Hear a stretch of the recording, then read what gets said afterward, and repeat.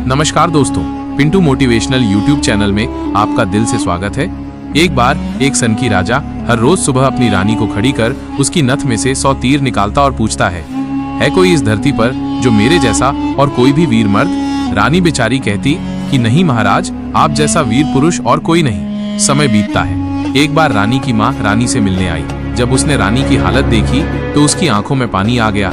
बोली, बेटी ये कैसी हालत बना रखी है? बिल्कुल सूखी लकड़ी के समान हो गई हो। तुम्हें कोई बीमारी है? कोई दुख दे रहा है? या फिर तुम्हें समय से रोटी नहीं मिल रही? आखिर बात क्या है? अब रानी कैसे अपनी माँ को अपना दुख बताती कि राजा हर रोज सुबह उसे खड़ी कर उसकी नथ में से 100 तीर निकालता है। हर तीर में उसका कलेजा बाहर आने को हो जाता है। अगर वो जरा सी भी हिली या राजा जरा सा भी चुका तो प्राण गए। पर जब माँ ने बार बार दबाव देकर रानी से पूछा, तब रानी बोली, क्या बताऊं माँ, किसी चीज की कोई कमी नहीं। अन्न का भंडार भरा हुआ है, पीने को अच्छा पानी है। तो फिर बात क्या है बेटी? माँ ने इस बार जब रानी का हाथ पकड़ अत्यंत रुदन स्वर में पूछा तो रानी टूट गई और अपनी वेदना प्रकट करते हुए कहा, माँ, तुम्हारे जमाई राजा मेरी नाक की नथ में से 100 तीर निकालते हैं, जिससे मेरा हृदय थर-थर कांपता है। मेरी तरफ आता हुआ हर तीर मुझे अपनी जिंदगी का आखिरी तीर प्रतीत होता है। यही बात मुझे हर समय अंदर ही अंदर खाई जाती है कि आज तेरा आखिरी दिन है। बस माँ, इसी चिंता के कारण कुछ भी खाना पीना मेरे हलक से नीचे नहीं उतरता। रानी की माँ ने हैरान होते हुए कहा, ये तुम क्या कह रही हो बेटी? ये कब हुआ? रानी बोली, माँ, ये मत पूछो कब हुआ, ये पूछो कब नहीं हुआ। राजा हर रोज सुबह मुझे खड़ी करके सबसे पहले मेरी नथ में से 100 तीर निकालते हैं, उसके बाद ही अपना दिन शुरू करते हैं। बोली, कुछ बोलते भी हैं? रानी बोली, हाँ माँ, कहते हैं इस धरती पर मेरे जैसा कोई और मर्द है।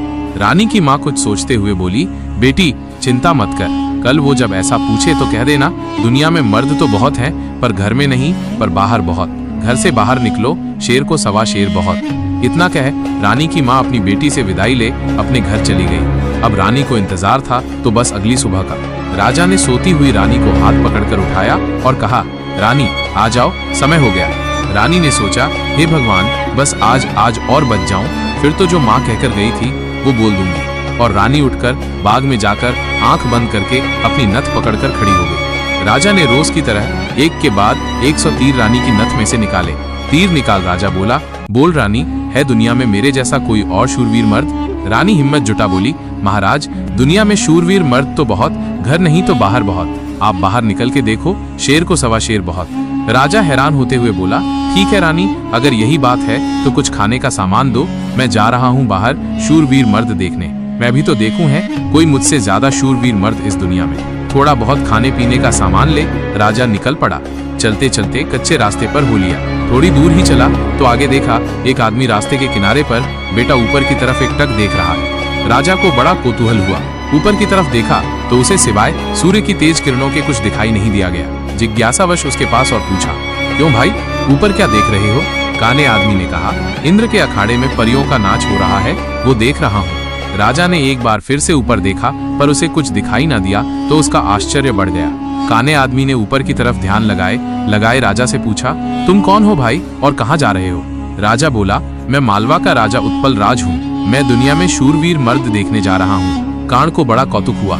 बोला, तो थोड़ी देर मेरी प्रतीक्षा करो भाई। नाचते नाचते एक परी की पाजेब टूट गई है, वह नीचे गिरने वाली है। बस उसको लेकर मैं भी तुम्हारे साथ शूरवीर मर्द देखने चलूंगा।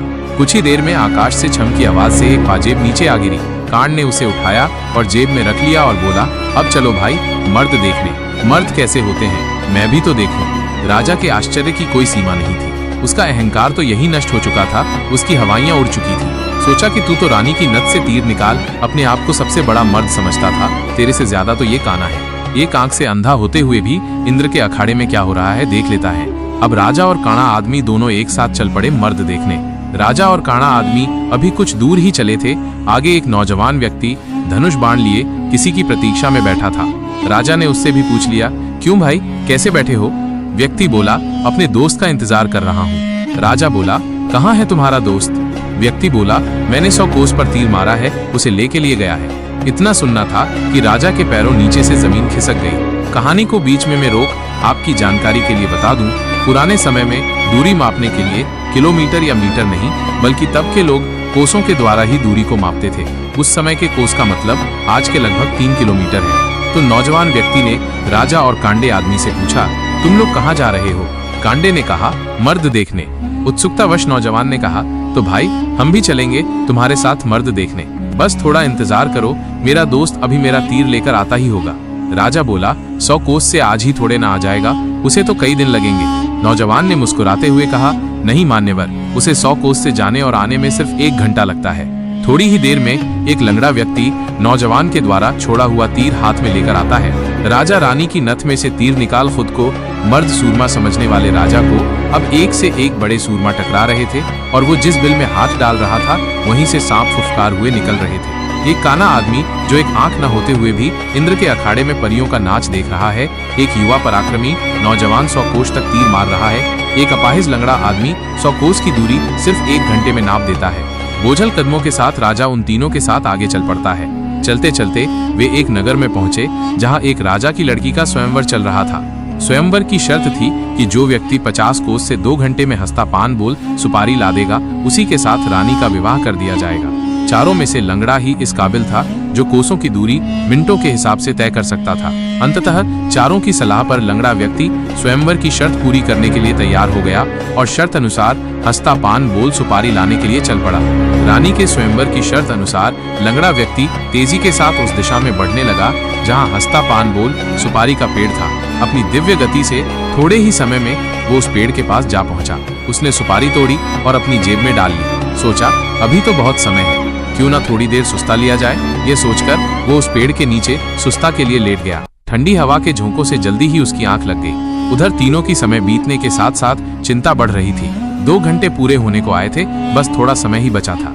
नौजवान तीरंदाज ने कहा, इतना समय तो उसे कभी नहीं लगता, जरूर कुछ बात है।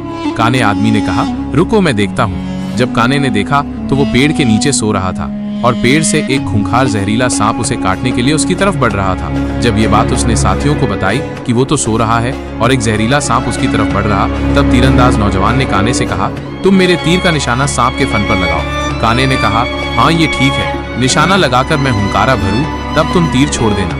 काने ने तीर को सांप के फन की दिशा में लगाकर जैसे ही हूं कहा, तीरंदाज ने तीर छोड़ दिया। तीर सीधा जाकर सांप के फन पर लगा और धड़ा की आवाज के साथ सांप नीचे गिर गया।